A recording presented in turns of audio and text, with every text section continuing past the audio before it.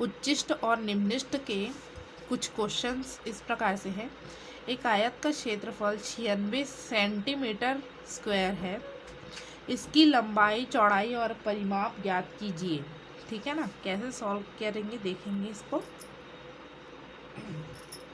जबकि परिमाप न्यूनतम हो, ठीक है, परिमाप क्या होना चाहिए, न्यूनतम होना चाहिए, तब लंबाई, चौड़ाई और परिमाप ज्ञात कीजिए बोल रहा है। ठीक है ना, तो सॉल्यूशन, लंबाई और चौड़ाई को x और y मान लेते हैं। माना आयत की लंबाई x तथा चौड़ाई y है। ठीक है ना, तब आयत का क्षेत्रफल बराबर, सूत्र क्या होता है, क्षेत्रफल बराबर होता है लंबाई गुणा चौड़ाई। ठीक है ना, तो लंबाई क्या है x, चौड़ाई क्या है x गुणा y। क्षेत्रफल दिया है क्या हमको 96 सेंटीमीटर स्क्वायर, तो लिख देते हैं। ठीक है, आयत का परिमाप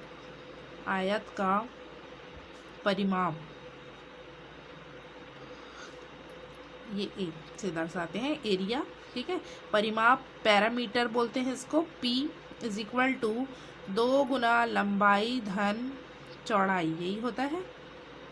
तो यहाँ से हो जाएगा 2 गुना लंबाई क्या है x, चौड़ाई क्या है y। ठीक है ना, ये समीकरण 1 मान लो, ये P बराबर समीकरण 2। यहाँ से देखिए इसको क्या लिख सकती हूँ मैं, x या y किसी एक टर्म में चेंज करेंगे तो x का मान, मान लो मैं y का मान निकाल रही हूँ, तो क्या हो सकता है 96/x लिख सकते हैं इसको।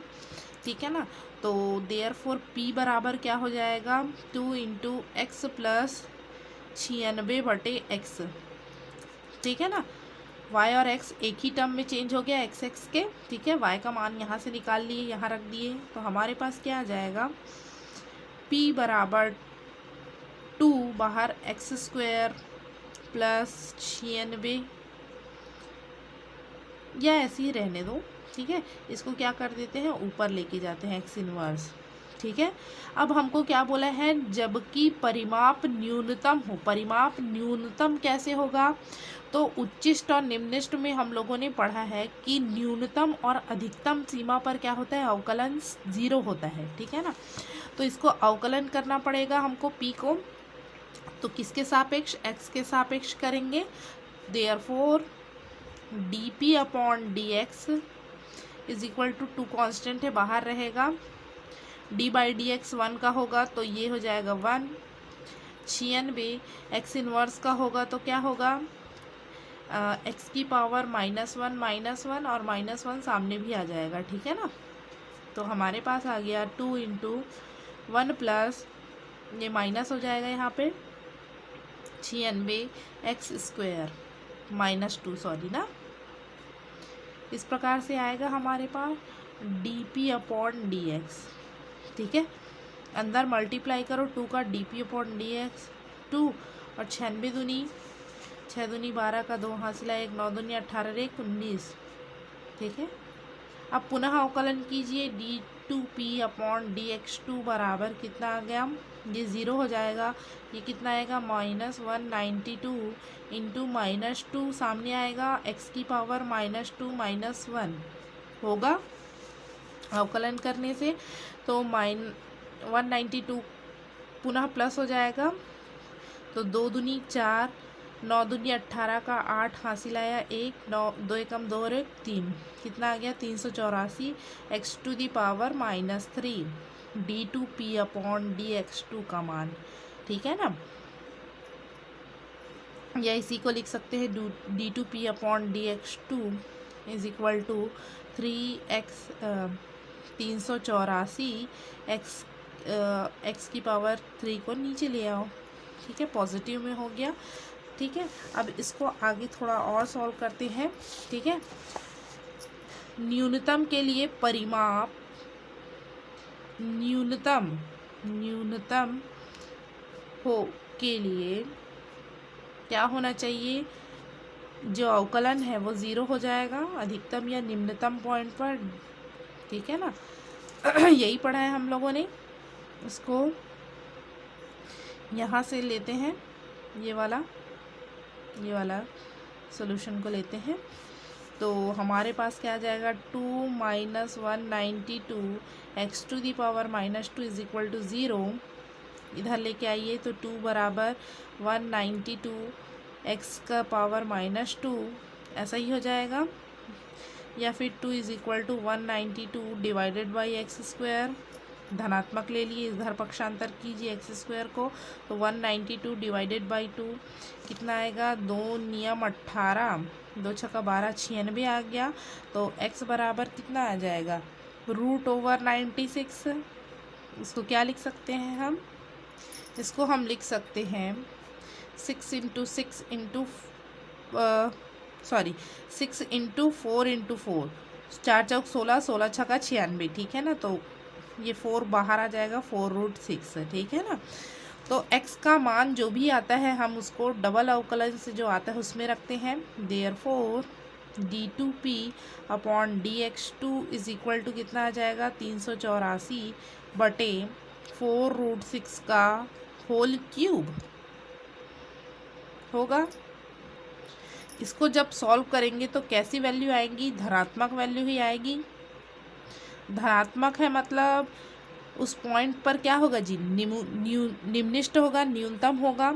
अतः x इज इक्वल टू 4√6 पर आयत का परिमाप न्यूनतम है, ठीक है ना। यहाँ और सॉल्व करते हैं। आयत की लंबाई क्या मिल गई हमको, आयत की लंबाई x बराबर 4√6, चौड़ाई निकाल सकते हैं तो चौड़ाई y बराबर y का यहाँ निकाले हैं क्या है, 96 बटे x है, तो 96 बटे 4√6, इसको सॉल्व करेंगे तो आएगा पुनः 4√6, ठीक है ना।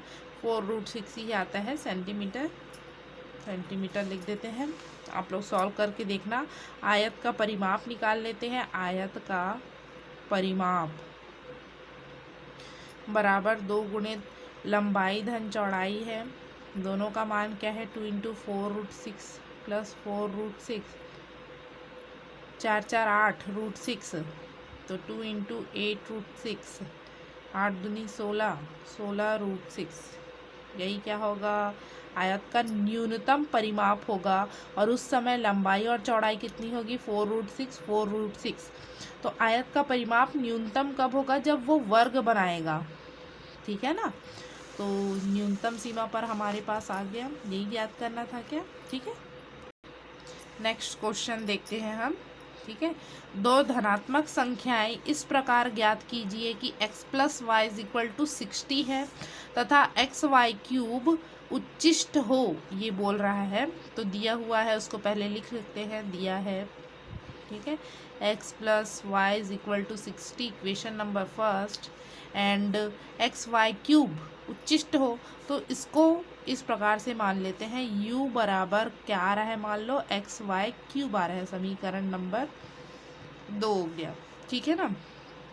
किसी एक के पदों में चेंज करना पड़ेगा, x या y के टर्म में होना चाहिए, यहाँ XY के पदों में है, ये भी XY के पदों में है। तो समीकरण 1 को मैं ऐसे लिख सकती हूँ क्या, कि y x का मान निकालते हैं, ठीक है ना। तो x बराबर कितना हो जाएगा, 60 माइनस y होगा।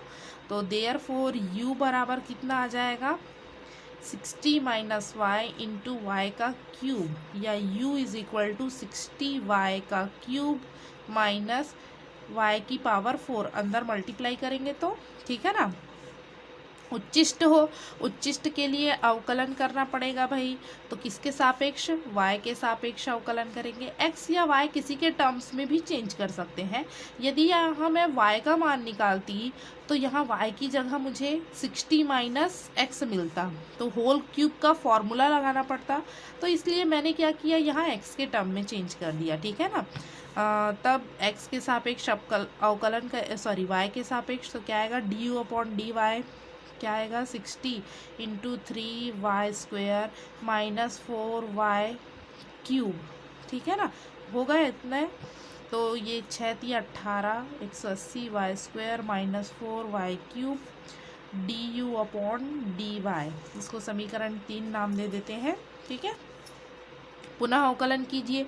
D two u upon d y square is equal to 180 into 2y minus 4 into 3y square.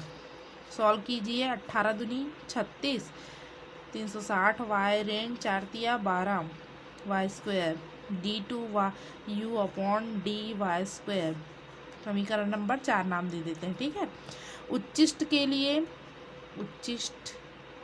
लिए क्या होना चाहिए, जो अवकलन की दर है उस पॉइंट पर क्या होनी चाहिए, 0 होनी चाहिए। D u upon d y is equal to 0 होगा, तो इसका मान रख दीजिए d u upon d y का, तो 180 वाई स्क्वायर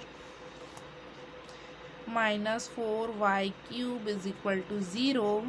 यहाँ से क्या मान निकल जाएगा, वाई स्क्वायर, तो 180 minus 4y is equal to 0। तो यहाँ से हमको y का 2 वैल्यू मिल जाएगा, y square is equal to 0 और 180 minus 4y is equal to 0, तो मतलब y इज इक्वल टू 0 और 180 इज इक्वल टू 4y या y is equal to 180 upon 4, that means कितना आ गया 45। देयरफॉर d2y में रखते हैं, यहाँ जो है ये वाला मान y is not equal to 0 होगा।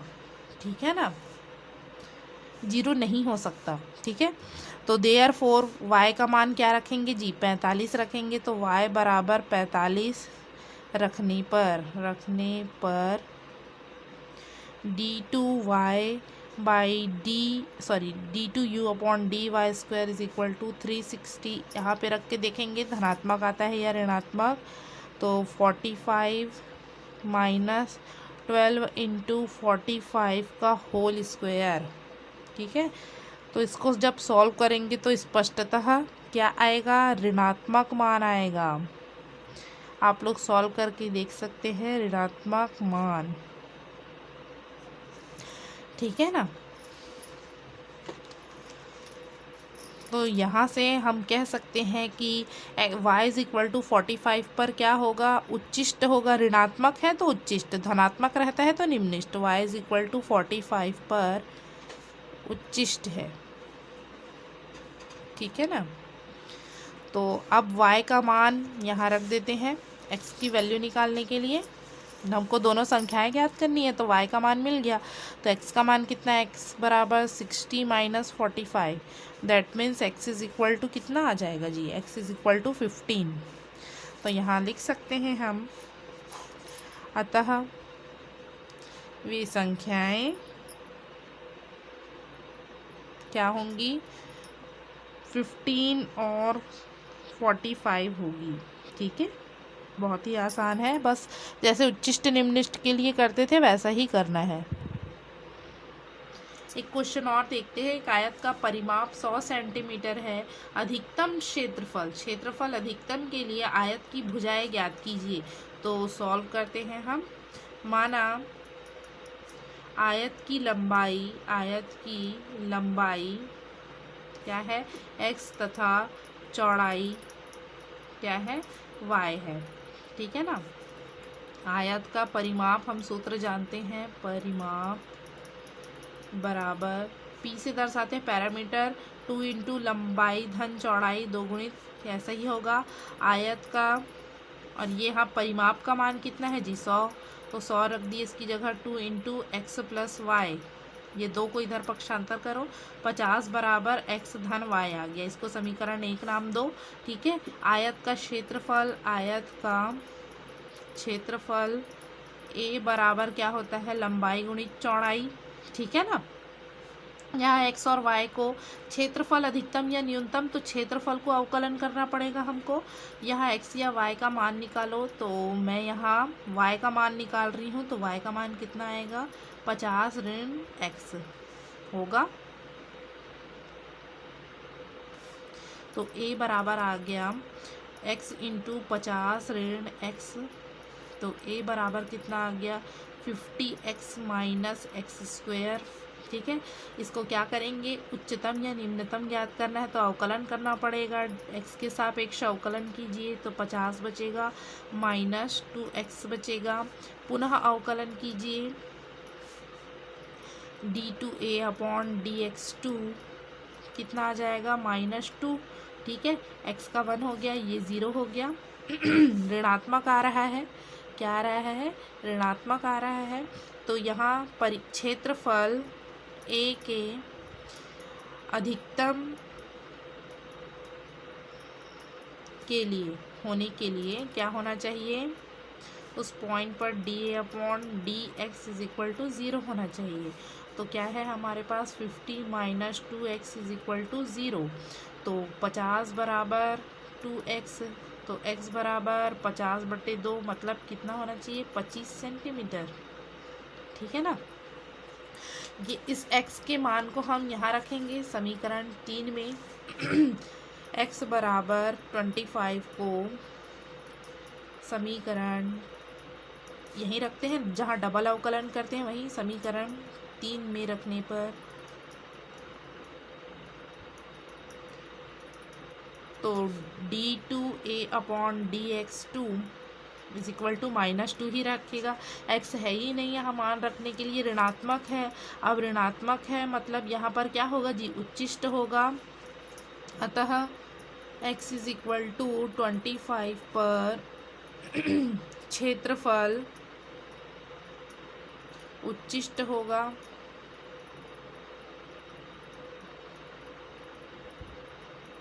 ठीक है ना, तो y का मान निकाल लेते हैं। Therefore y is equal to 50 minus x था क्या, तो y बराबर 50 माइनस 25, तो y बराबर कितना आ गया 25।